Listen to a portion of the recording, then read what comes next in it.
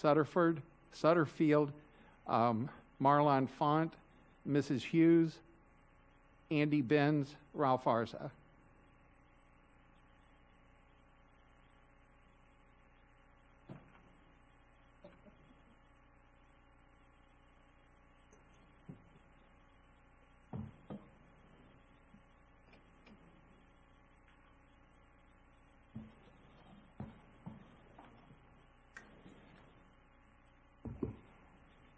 Good evening, board members, Chairman Shaw, and Superintendent Fenoy. I've had the opportunity to work with almost everybody here on the board. Superintendent Fenoy, we haven't formally met, but I'm sure we'll be working together in the coming months. I'm first and foremost a proud parent. All my kids have gone to public schools here in Palm Beach County. I'm also a proud volunteer board member for two amazing charter schools here in Palm Beach County. Imagine Chancellor Charter School in Boynton Beach, who's proud to be an A once again, and Glades Academy in Pahokee, which has become one of the shining stars of schools out in the Pahokee area, and we're very proud of the work that school and that staff has done and the teachers have done. I'm also a former candidate for the Palm Beach County School Board. And I'm a 15-year advocate for education here in Palm Beach County. And I always like to remind everyone that I'm an advocate as a volunteer, not as a paid spokesman. I have done this for 15 years, probably close to 10,000 hours of volunteer time over the last 15 years and never taken a penny. This board has responsibilities for every student in Palm Beach County. That's traditional public school students, public charter school students, private school students, and homeschool students. You have a fiduciary responsibility to make sure that federal funding and even state funding makes it to every one of these groups, including IDEA funding, which we've talked about in the past. You have responsibility to make sure that those students are in school, truancy, and all the rest. In 2014, I was asked to support the 0.25 millage. I was a candidate at the time. I've never been a fan of higher taxes, but I absolutely supported this because it was a continuation of the tax. It supported our teachers. It supported our teachers in the arts. It supported the physical education teachers. This is a big ask. From a 0.25 millage to a full millage is a 300% tax increase. That is a big ask to ask every homeowner in Palm Beach County to pay, and then selectively say which ones would not be equitably distributed between all the schools and all the students. We need to be equitable for every student in Palm Beach County. You have responsibilities for every student in Palm Beach County, and we need to be equitable across the board. Thank you for your time and letting me to speak and advocate for every student in Palm Beach County. Thank you. Thank you. Mr. Font? Good evening, everybody. Representing my child. I'm a dad. I lived in District 3, and my son's attending Bridge Prep Academy of Palm Beach. And before I begin with my prepared comments, I just want to say thank you for the efforts all of you have made to making this school district an A-rated school district. It's a lot of hard work. It's a lot of complaints that all of you get. I completely understand that, but I'd like to formally thank you in front of everybody here of the work that's been done this past year, and hopefully we replicate the A rating again. African Americans plus 13%, Hispanics plus 5%. What do these numbers represent?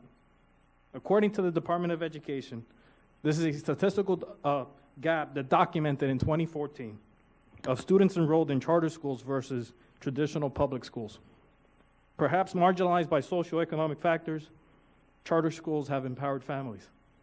The empowerment to make a choice for hardworking middle-class families that don't have the luxury of paying for private schools, a choice for single moms, single dads, to open a door of opportunity for their children, a choice for parents to increase their children's future probability to succeed in an increasingly evolving world, requiring quick adjustments and sharp making decision decision-making capabilities to compete and excel. Charter schools anywhere are a politically charged topic of itself.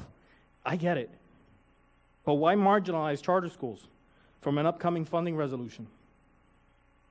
And this was crafted by a well-respected Greenberg-Traurig attorney with 40 years of experience. But according to Greenberg-Traurig's website, Elliot Shurker was involved with the public-private financing of a new Marlins State baseball stadium. So why wouldn't he recommend public-private partnership in this case? What exposure does this current wording have for parents and their kids if, God forbid, the premises of a charter school get compromised? What's the difference between a public school and a charter school? My son is the same as a public school son. I was a public school student. My dad was a public school dad, but now I'm a charter school dad. Now I don't see the difference. So I'm hoping that everybody has an inclusive strategy to this safety funding resolution that you're having, to close the funding inequity that this would create, and disavow the politics of marginalizing. In my opinion, charter schools should be included. I'm requesting your support. Just as some of you or most people come to my door asking for their vote, I'm knocking on your door right now. I'm asking for your support. Whose side are you on? I'm hoping that with this resolution, including charter schools, it closes the funding equity and you ensure a learning environment as every Palm Beach County child should be entitled to. So I'm going to close off with this. From the palm trees in Mar-a-Lago to the sugar fields in Belglade, every student counts. Thank you for your time. Thank you. Mrs. Hughes. Yes, good evening. Thank you, everyone. I am a Bridge Prep employee and also a parent, and I would like to address the same issue. As a parent and educator, we need to focus on preventing tragedy from happening again in public or charter schools. We need to remain dedicated and unified on that matter and do what's the best for our children. Both public and charter schools are tuition-free schools, and they need to benefit from this massive reform, which should give peace of mind to many parents, children, and educators, knowing that all children, our children, are safe is doing the right thing. And there should be no boundaries, monetary as well, when it comes down to their safety. Governor Rick Scott stated that his goal is, with the support of all around the state and around the country, that Florida will be the state where parents could say, my child can go to school safely and come home safely. As a taxpayer and a charter school employee and a parent, I'm happy to contribute to his goal. But also, I would like an equal access to the resources from the School Safety Initiative. We, as a society, need to be focused on kids' well-being, regardless of whether they are attending public or charter schools. Let's have no regrets for the choices that we make today. These are our kids and our future, and we need to do what's the best for our children. Thank you so much for your attention. Thank you. Mr. Benz. Push it. I'm Andy Benz. I'm retired as the Director of FT and Student Reporting in Palm Beach County. Did that for many years and worked here for a long time. So most of you I know. And I'm currently the board chair of Palm Beach Maritime Academy. I want to talk a little bit about when I worked here. When I worked here, I was in charge of reporting all the student data that went to the state. The only difference between a charter school student and a regular school student was the school number. That's it. There's one data element in the file, the school number the kid goes to, that tells you that kid is different. These kids are all public school students. When he made a mistake down there when he said he was a parent of a charter school. No, he's a public school parent because they are public schools. and they are to be funded in an equitable manner. Now, in being on the board I'm on, you know, they brought me in there because there was some financial challenges, which we've gotten under control. We're currently in just as a challenge to balance, you know, how to pay for the additional security or pay for the additional custodial stuff that we have to pay for. I did an analysis because, you know, I'm a numbers guy. I teach school finance, and I know a lot about the funding in Florida. And currently in this proposal, the district's going to get about $960 per student if they share it with the charter schools. If they don't share it with the charter schools, the district ends up with $1,073 per student. One of the things that they've talked about is providing additional salaries to teachers. At Palm Beach Maritime and at most of the other charter schools, I'm sure, we have to pay equivalent salaries to keep the teachers, because if we pay them less, they're going to go work for the district. So I did an analysis of a thing I saw in the paper about how they were going to fund it. If they provided the supplements of $1,000, $5,000, and $10,000, which I saw an article in the paper about, that would immediately cost us $385,000 to implement, using the fourth calculation from this year and using the 2017 tax roll. So it would immediately, there's no way we could pay for that. Additionally, this year, for our school safety costs, we have to eat 81, our school safety costs now have gone up $6.50 an hour. We're paying for 6,300 hours of security because I'm running 2 campuses, and our cost has gone up by $40,000. So, granted, I understand the state didn't give us enough money. They didn't provide across the board enough money to the state to fund school safety. But with that, in the paying the teacher salaries, the charter schools won't be able to compete because the teachers are going to leave us. And if the teachers leave us, then the kids leave us. And it's effective. It's pretty bad. This money needs to be shared across all charter schools. There's already been a case up in Indian River County that supported that. So I strongly suggest that they take the wording out and put public school students, because charter schools are public school students, and leave it at that. Thank you very much.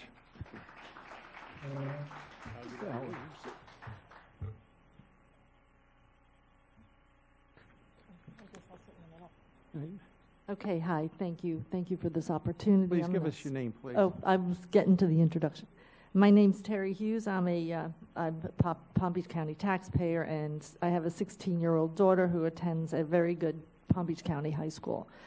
So I think it's critical that everybody in this room familiarize themselves with the data before any decisions are made with regard to your proposal to raise taxes. So hat tip to Brian Mudd's cheat sheet and to my friend Jane Justice for bringing out some of this data.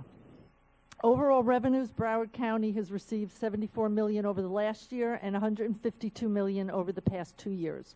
Miami-Dade County, $87 million over the last year, $144 million over the past 2 years. Palm Beach County, $477 million over the last year, $629 million over 2 years. And that represents 50% of the entire budget of Palm Beach County. So per student, Broward spends $8,928, Miami-Dade $9,116, Palm Beach County $15,420 per student. I just think everybody needs to know this. Okay, we are 72.9% higher than the other 2 counties. All right, so let's take a look at some salaries. And this is public. Superintendent Avosa was hired for $325,000. He brought in 2 friends, $202,000 and $190,962. I've got other salaries here: $185,657, $185,400,000, $175,000, $100,000, $169,332, $161,600,000, $157,996,000. Do the math, it's like over $1 million. Look, I don't begrudge anybody their money, but it's coming from the taxpayers. So between 2015 and 2017 school calendar year, salaries over $120,000 doubled from 37 staff to 74. Okay, that's $8,800,000. So Palm Beach County has seen a windfall of 16.7% sales tax increase in Palm Beach County. which the Palm Beach School District nets half. I would argue that this places Palm Beach County in a financial position that should enable it to meet all its needs, challenges, and cost increases without blinking an eye. And it alone suggests that other tax increases, or let alone tax increases. So I really just have one question. I know you're not going to answer. Where is the $629,000 million being allocated to, if not the retention of good teachers and safe schools? Thank you very much. Thank you. Mr. Arza. Mr. Chairman, thank you very much. And when we gave you the 5 names, Hang on one second. I'll go through the list, so please don't anybody else come up to the front. I'm going to call off people from the list. Okay, And sorry. so I if didn't you all will know. just wait until your name is called. Mr. Arza. thank you, Mr. Chairman, Superintendent Fenoy, and board members. You know, today, as I come before you, and you know, most of you I know personally, I'm a former public school teacher, football coach for 18 years in Miami-Dade. I'm a former legislator, and I also represent about 11,000 of the charter school students here in Palm Beach County. And what we have today is a difference of opinion. And number one, I would never question the motives of anybody on this board on how they would vote on this issue today.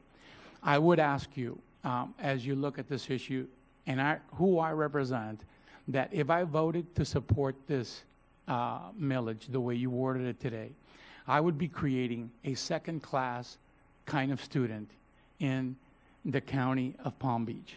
And I could not, you know, I could not support that. You know, I would want to support the issue, and I would want to be able to be a partner with you as you go to the polls in November, because there's going to be a campaign, like Mr. Katz stated. All you're doing is giving the voters an opportunity. We have never challenged your right as a board to go to the courts to seek relief on charter school legislation that you felt was unfair.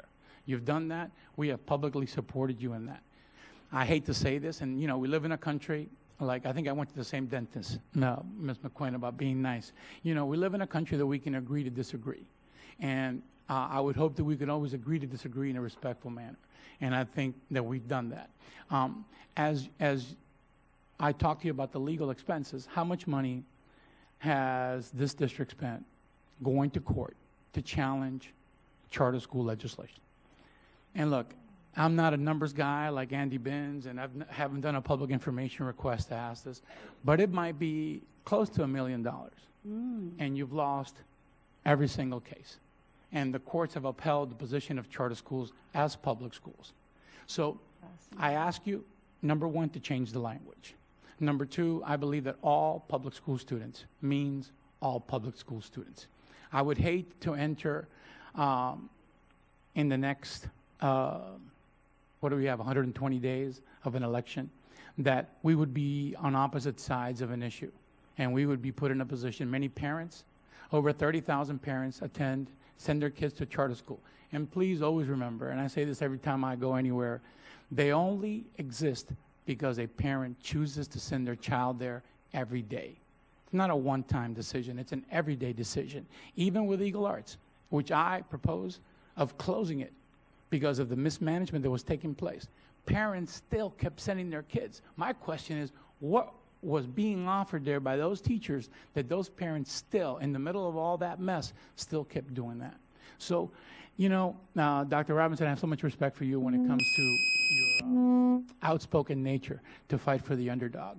You know, I'm here today to fight for the underdog, and that's all the public school students who attend charter schools. And thank you very much. Thank you. All right. That concluded the speakers who had been part of the delegation, so I'll start now with our list of speakers. So if you're going to speak, please raise your hand so I know that you're interested, but only when I call your names. And some of you are listed for non-agenda. That's a later part of the meeting. This is an agenda item. Cindy Falco, Marcy Hersham, Jane Justice. Here, sir. Here. Okay, go ahead. Okay, my name's Jane Justice. Mr. Shaw, one quick question. What was the school that you were talking about in bankruptcy? Is that in Palm Beach County? Yes. Okay, very interesting. Okay, I know there's, you know, there's a few different reasons why you want to raise taxes here, but there's a lot of reasons why you shouldn't. And the first reason, the last meeting, it was mentioned that the schools were overcrowded and that you need to build. Somebody mentioned that, okay? But there was nothing about that in the paper today. Are you planning to raise taxes again, do that one later on after you get the taxes through this time? I'm wondering. Okay, who was responsible for, over the last 8 years for accepting illegal aliens into our schools, okay, over the last 8 years? Sanctuary cities are illegal, and they bring many problems. We've had drugs, sex crimes, and a lot more, okay? And then, not only that, now we have to build more schools, and you're not even talking about that right now. Now, I want to know how many people here live in a gated community, and if you have 3 bedrooms, you invite 300 people into your house to take care of. How many of you do it? Okay, and let me just say this before I go on to the second reason. Illegal is not a race. The second reason you want to raise taxes is because school security. Well, let me ask you something. Why hasn't that been thought of before? Does Donald Trump have to mention it? Nobody brought it up before. Okay, and it's $50,000 for a metal detector, and it would cost about $100,000 to have 2 people, for security. Why hasn't this been done? Okay, now that's less. That money, $150,000, is less than 1 salary that Avasa added. Crazy, okay? Now, the state allocated $800 million for the school safety, and I want to know, how much is this Palm Beach County Schools getting of that $8 million? Okay, the third reason, it's real easy to spend somebody else's money, isn't it? Okay, until you run out of other people's money. And I said last time you should get on a bus and ride around this county because we are out of other people's money. Somebody wants to know, how do I manage to do what I do when I'm not, it's really, people, government does not make money, okay? And we all love the children, we all do. So that's not necessary to say. Thirdly, you want to raise for teacher salaries. Well, why didn't you do that before when you spent millions of dollars? Who is this Avasa? He went right out the back door. Does he really love kids that much? He took the job 2 years. He raised his salaries. He's created all kinds of high-paid jobs, outrageous salaries. And now he's out the back door working with the books. All right, close out. Your That's time too is bad up. because let me tell you, I could write a book about all this. Thank you. All right. Derek Kelmanson, Vasella Hughes, Lauren Hollander.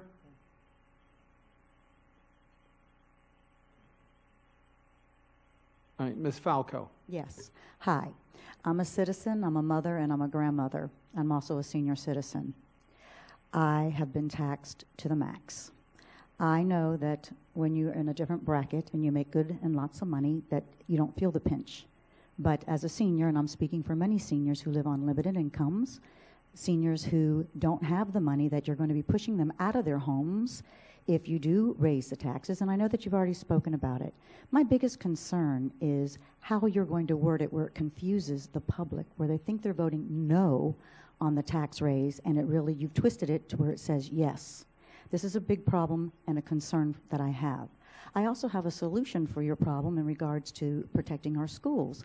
I heard on the news that it has been approved that parents can get their licensing to carry a gun. Who better than to protect their children than parents who go to the schools voluntarily, will not cost a dime. We don't have to raise 1 penny, charge anybody for anything.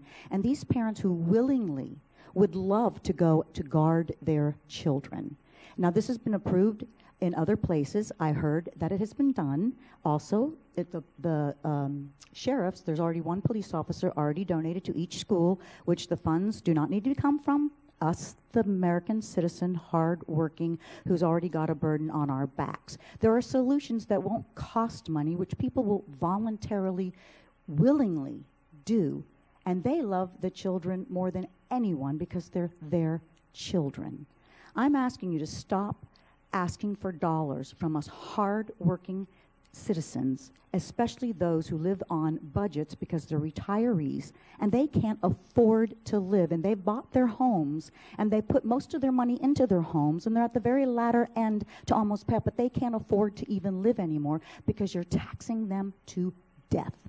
Enough is enough. Thank you.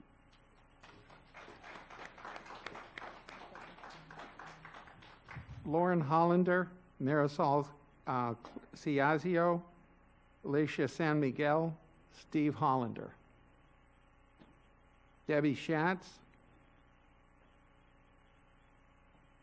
Jennifer Russell, Stephanie Blake, Edna Stevens, Ann Williams Dorsey, Jeremiah Hines, April Rifford,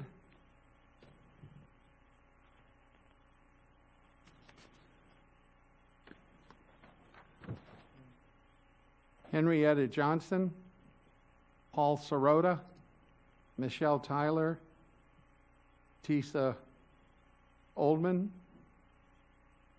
Karen Hardy, Courtney Jacaruso, Eileen Lipson, Nicholas Eves,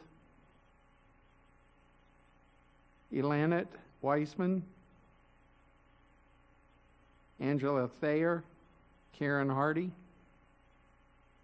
Veronica Lisicki, Linda Johnson Ersley, Cynthia Oldano, Kendall Artusi, Ashley Sloan, Ken Campbell, Lynn Tech, Linda Terranova, Cheryl McDonough, George Grosinger, Jonathan Berman,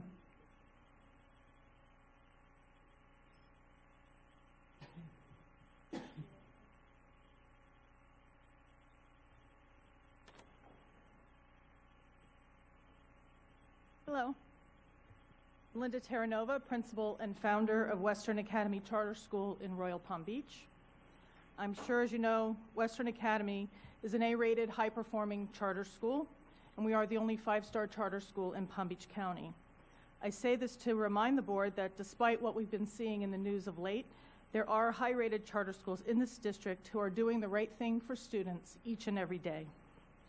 Our success as an A school is your success in this district. And our students are public school students in this county. There are 500 students at Western Academy whose parents voted and elected for school board members sitting in front of me today to represent all public school students, including their children. Our school parents are tax-paying citizens who this school board will be asking to pay quadruple the tax under this referendum, yet you are willingly and intentionally excluding their children from benefiting from this increased tax revenue. The tax dollars, you have said, will be spent for school safety, to pay for fine arts teachers, and to pay, and to pay for teacher salaries. The district is asking to go from $50 million in revenue from this millage to approximately $200 million. And yet you are purposefully not willing to share just 10% of that public's tax revenue with a select segment of public school district students. You are knowingly discriminating against charter school students just because they are attending a public school of choice. As a taxpayer and a citizen, I find this outrageous, and as a school administrator, I find it inexcusable. You were elected by the people in your respective districts to represent all public school students, and that includes charter school students. You are intentionally not doing so. You are discriminating against a group of children because they attend a public charter school.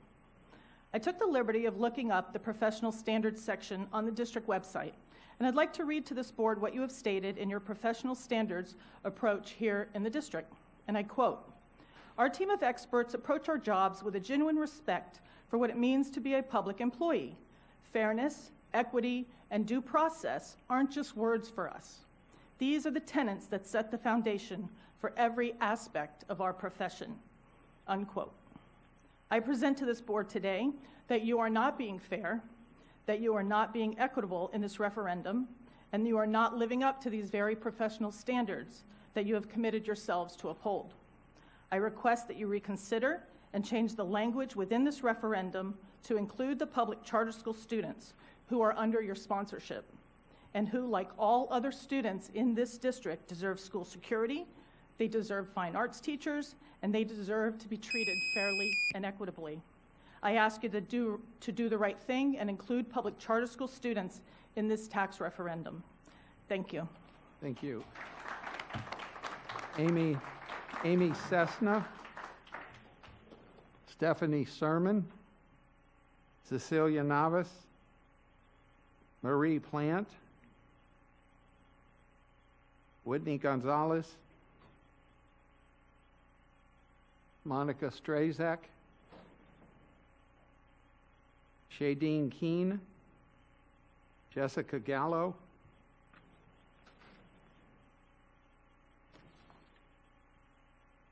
Alessandra Orsiano,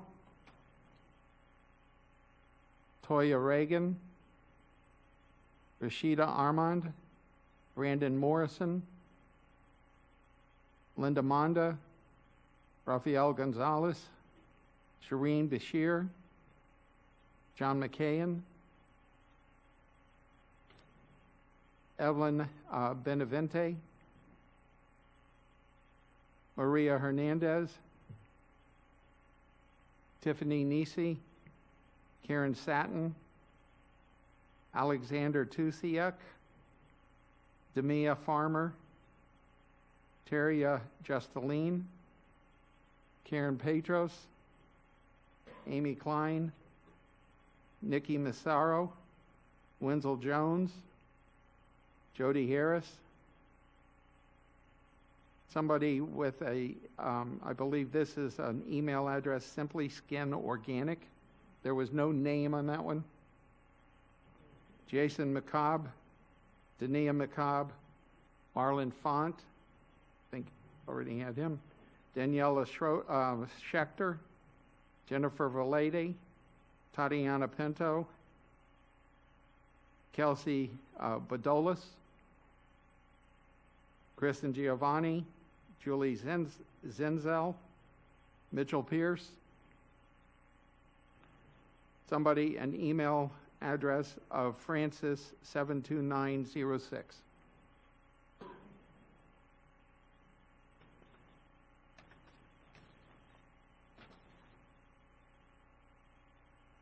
Dan Ray, Miriam Oliveira, Summer Marrero, Yacina Perez, Misty Alonso, Jasira Ayaya, Nian Smith, Mike Dowling,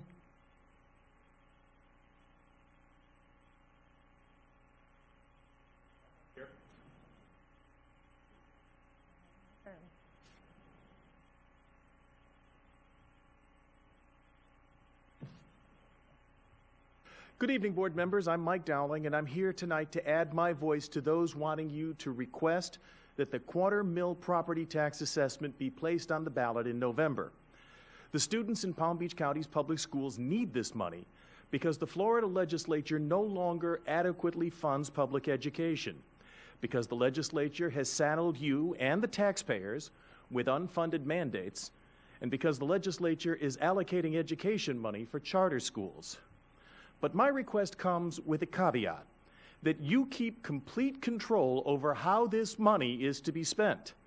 The for-profit corporations who run charter schools are also here tonight, demanding that you shovel taxpayer money to them without any accountability. Now, many charters make the excellent argument that the money is needed for safety. They're right. And I believe you have a moral obligation to keep charter schools as safe as any public school in this district. Charter school students deserve that. But you must draw the line when for-profit charter operators insist that you use taxpayer money to fill their coffers. The board exists to provide oversight. In the public school system, the administration of the district is accountable to you, and you are accountable to the voters. But for-profit corporations are accountable only to their shareholders. We, the citizens of Palm Beach County, look to you for a plan to keep our children safe. All of our children without exception. But we, the citizens of Palm Beach County, also expect you to be careful stewards of our tax dollars. Thank you for your time. Thank you.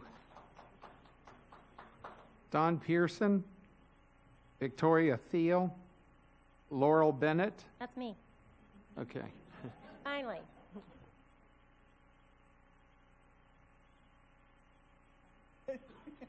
We're fighting over the chairs already.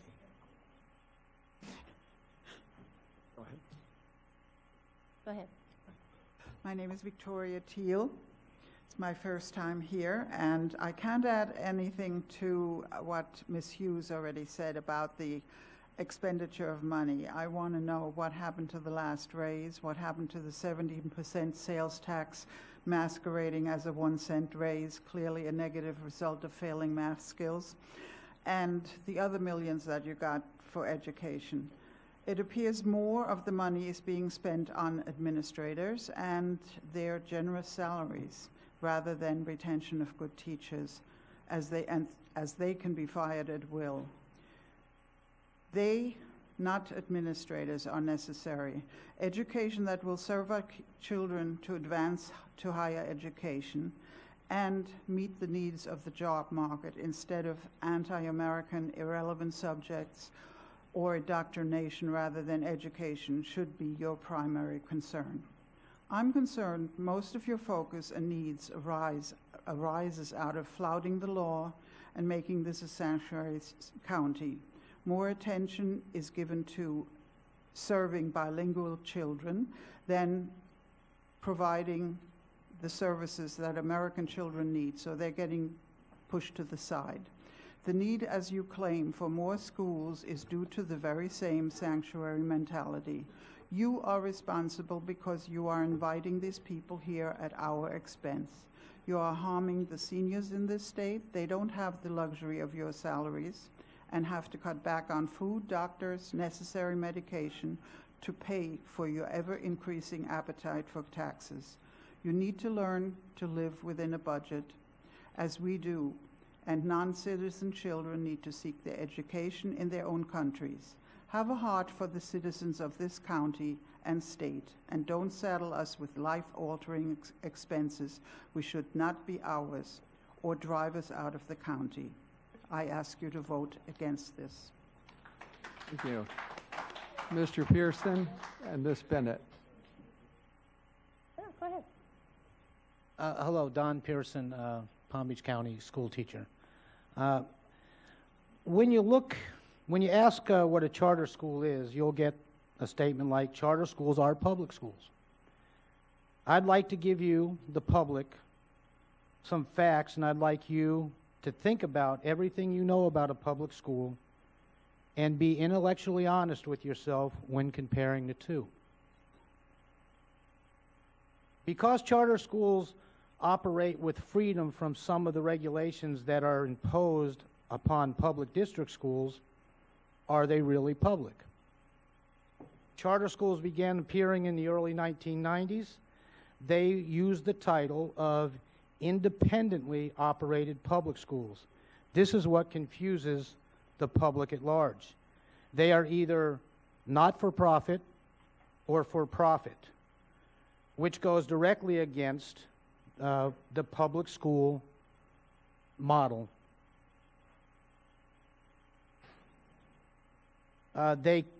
Charter schools may come up with their own public funding, which goes against the public school model. Charter schools say that they do not charge a tuition. However, they do charge their fair share, and they do charge other things that public schools do not charge. Some charter schools do not require state certification, which goes against public schools. All charter schools are not part of the state requirement system. Only charter schools, retirement system, I'm sorry. Only charter schools that are part of the school district are included.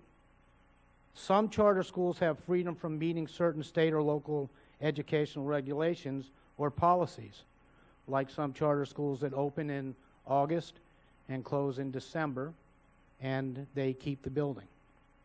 Or some charter schools that don't pay their teachers.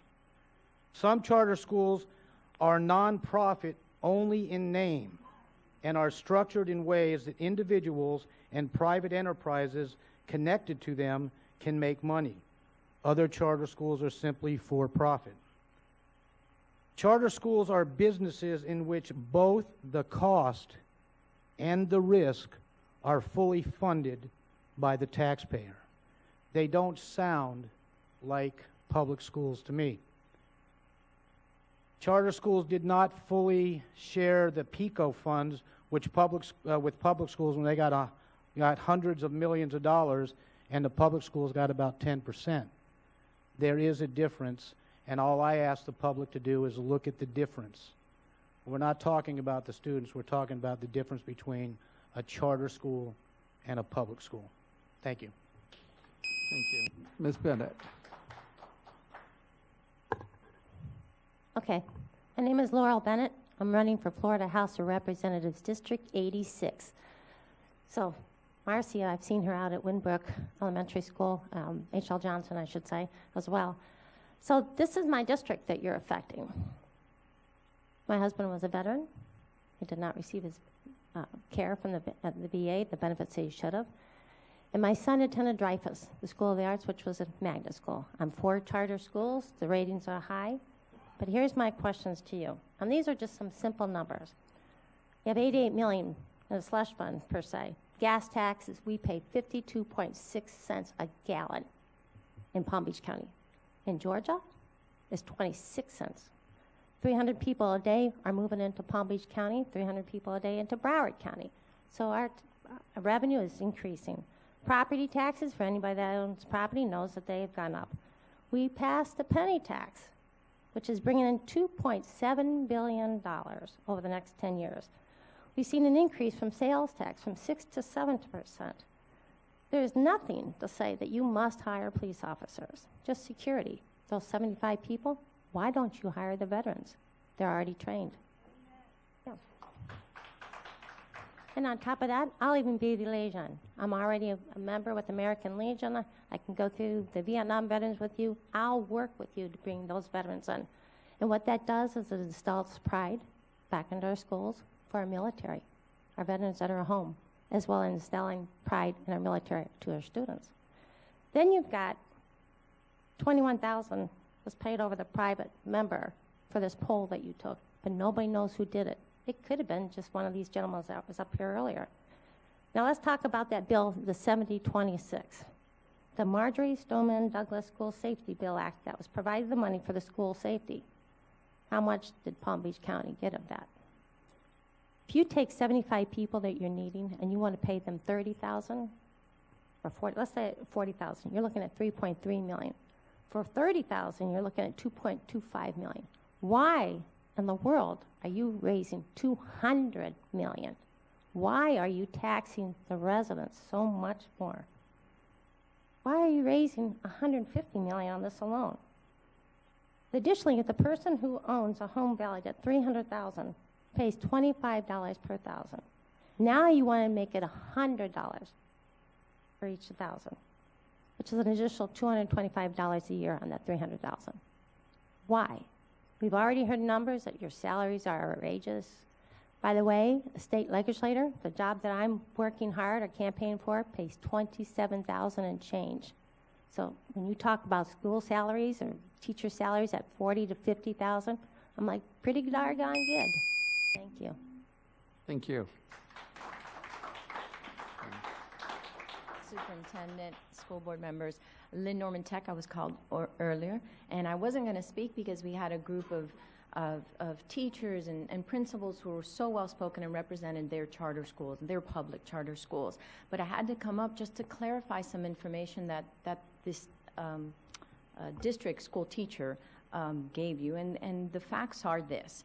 Charter schools have been in Florida for over 20 years. They are a vital part of the public education system in this state. They're right there with your magnet programs and your amazing public schools and the academies within those schools and your neighborhood schools. Charter school teachers are certified teachers. It is in state statute. Charter schools do follow the law. In fact, charter schools have more accountability than a district-run school. Why? Because 2 consecutive failing grades is automatic closure. And this is something we've always supported, because if you're not serving the students, let's move on. Let's go to another school. There's also accountability measures for capital outlay and that facility funding. 2 consecutive Ds will withhold your capital funding from the state. And I have worked with plenty of charter school offices and districts across the state that will withhold funding from a school and withhold that stream if that school is not doing something properly. And again, that's something that the movement and every teacher and principal that is in here will support. This is not about for-profit nor profit. This is about parental choice and a movement that is strong and is growing and very much part of the state and very much part of every community. This is about parental choice. And those are the parents that pay taxes, that vote, and they vote every day where to send their child. We are talking about parents today, the K-12 parent that is a savvy education consumer, just like the university system parent. No one's going to be assigned to a college. And parents today demand the same thing, and they demand it from you all. I've seen you come up with amazing programs and give parents choice. Charter schools are just another one of the choices. We work with plenty of districts that are our partners in raising student achievement, in raising money. They know that collaboratively we can do amazing things. But as long as we continue to be them versus us and us versus them, we're never going to move forward. So I'm asking you, let's work collaboratively. Let's put the word charter aside. Just like no one mentions magnet, and magnet programs are going to get some money. This is about students, public school students. By the way, I'm also a charter school mom of 2. Thank you very much for your time. I appreciate it. Thank you. Jack Sandoval. Jack Sandoval, Gordon Longhofer, Henry DiGiacinto.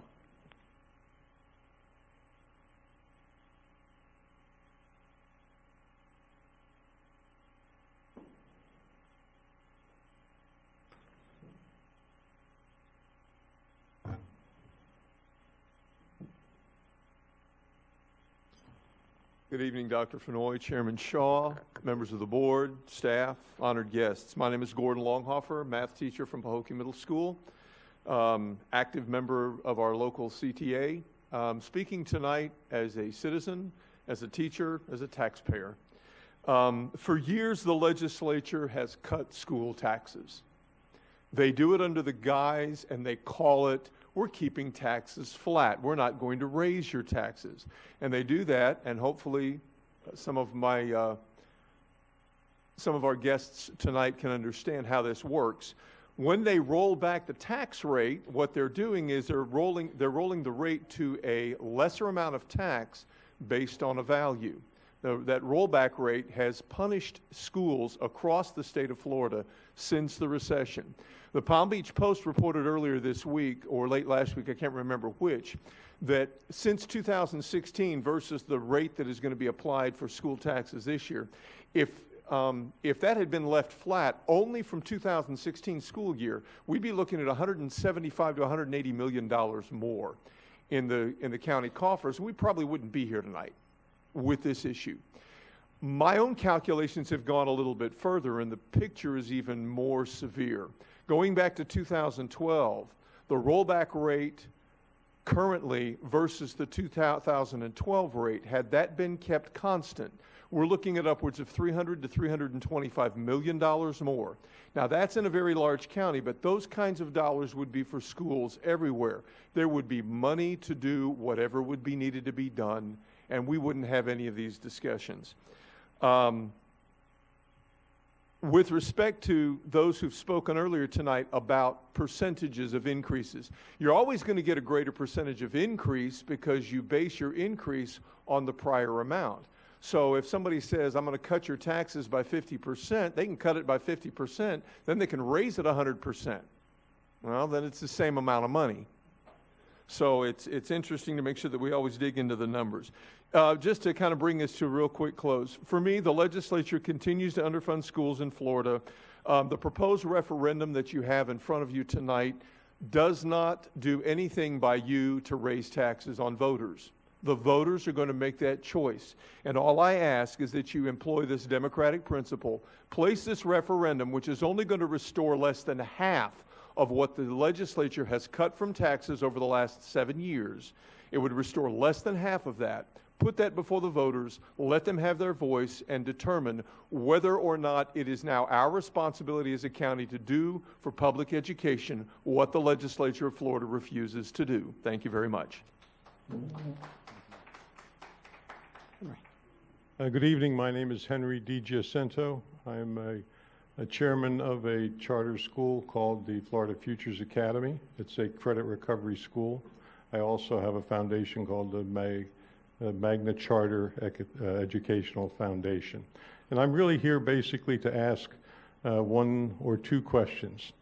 The first of which is pretty easy to frame. Now, I think what we're looking at is a problem of perception.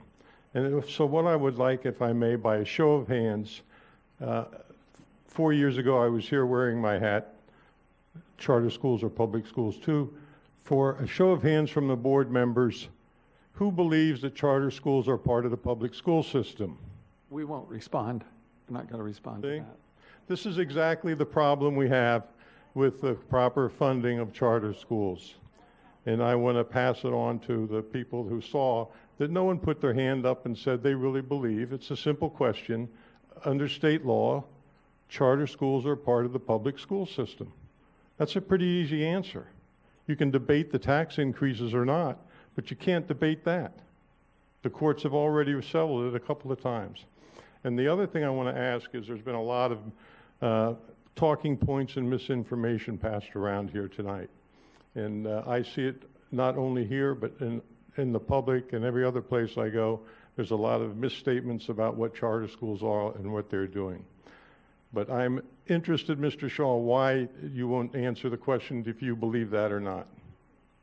Why do you object to stating whether you believe that to be the case or not? Our standing rules are the board does not respond to speakers. I didn't understand that answer either. So anyway, I appreciate your time, and I hope you take this to heart, that that's the perception is that the problem's not the tax increase, that the problem is the perception of how the board treats charter schools. Thank you. Lana Ann Marsh, Justin Katz.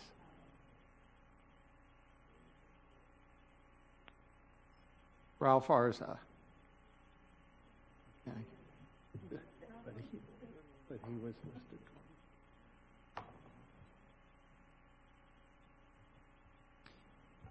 Thank you. Again, my name is Justin Katz, President of Palm Beach County Classroom Teachers Association.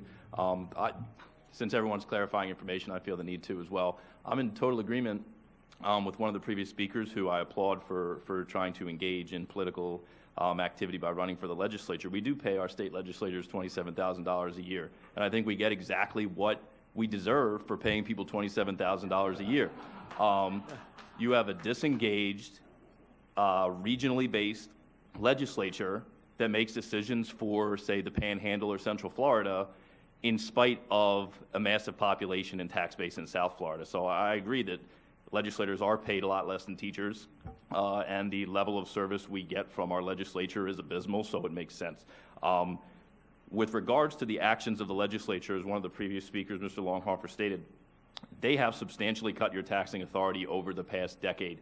Every single penny that you have requested locally from our residents in form of the sales tax, this property tax, the proposed increase, is literally pound for pound what they have cut. They've cut billions of dollars from your budget over the past decade, and as a result, we have had to ask for that from the local population. And fortunately, the population of Palm Beach County is one of the most, if not the most educated population in the state of Florida, and they have seen fit to dig into their pockets to allocate personal monies to ensure that our education system is the best in the state of Florida, and it has shown that it can be the best if properly funded. We are an A district. Traditionally, we have been an A district. It's necessary with an ever-increasing population, ever-increasing demands from residents for more programming, more opportunity. It's not what it was 20 or 30 years ago or further back into the past. You used to have to pay for a very finite number of things in a school. You needed a classroom, a desk, a teacher, and a book, and that was it. Today, the technology costs are exorbitant. It's just the cost of business goes up, and when your source for funding constantly goes down, something has to be reconciled. This district would be bankrupt for the actions of the legislature, if not for the charitable contributions through by way of taxes to the system. I think that it's disingenuous to act as though this district is wasting money, because it's not. It's disingenuous. It's disingenuous to act as though this district is failing the community or not producing quality schools and thus quality students. If not for the local population, I'll reiterate and sum it up, we would be in a much worse state. And I don't subscribe to conspiracy theories, but I think that some people in the legislature know exactly what they're doing, and by choking off the funding and putting difficult decisions before local residents, they know at some point in time the residents will fight back and say enough is enough, and then the public schools will suffer and the students will suffer, which is ultimately the biggest crime in this entire endeavor of constantly forcing school districts to seek additional outside funding from the legislature. Thank you. Thank you. It is 7 o'clock, and that's time certain that we have for non-agenda speakers.